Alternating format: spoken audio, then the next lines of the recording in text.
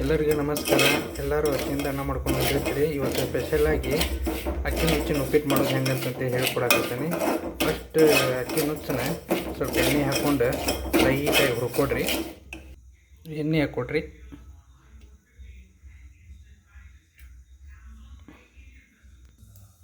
ಜೀರಿಗೆ, ಸಾಸಿವೆ, ಕಡಲೆಬೇಳೆ,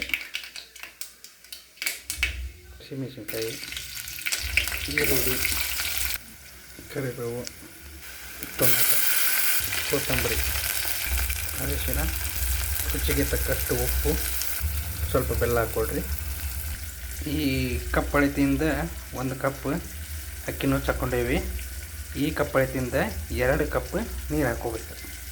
ನೀವು ಎಷ್ಟು ಪ್ರಮಾಣ ಅಕ್ಕಿ ನುಚ್ಚು ಇದು ಮಾಡ್ಕೊಂಡಿರ್ತೀರಲ್ಲ ಅಷ್ಟು ಪ್ರಮಾಣ ನಿಮ್ಗೆ ಎಷ್ಟು ಬೇಕಷ್ಟು ನೀರು ಹಾಕ್ಕೊಂಡು ಸ್ವಲ್ಪ ಕುದಿಯಕ್ಕೆ ಬಿಡ್ರಿ.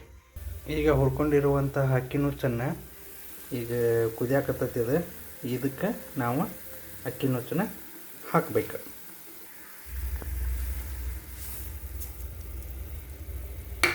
ಹಾಕಿ ಮಿಕ್ಸ್ ಮಾಡ್ಕೋಬೇಕು. ಈ ಥರ ಮಿಕ್ಸ್ ಮಾಡಿಕೊಂಡು ಅದ್ರ ಮೇಲೆ ಒಂದು ಪಾತ್ರೆ ಮುಚ್ಚಿಟ್ಟು ಸ್ವಲ್ಪ ಹೊತ್ತು ಬಿಟ್ಬಿಡಬೇಕು. ನೋಡಿ, ಅಕ್ಕಿ ಉಪ್ಪಿಟ್ಟು ರೆಡಿ ಆಗೈತಿ. ಈ ವಿಡಿಯೋ ನಿಮ್ಗೆ ಇಷ್ಟ ಆದರೆ ಸಬ್ಸ್ಕ್ರೈಬ್ ಆಗಿ, ಲೈಕ್ ಮಾಡಿ. Thank you.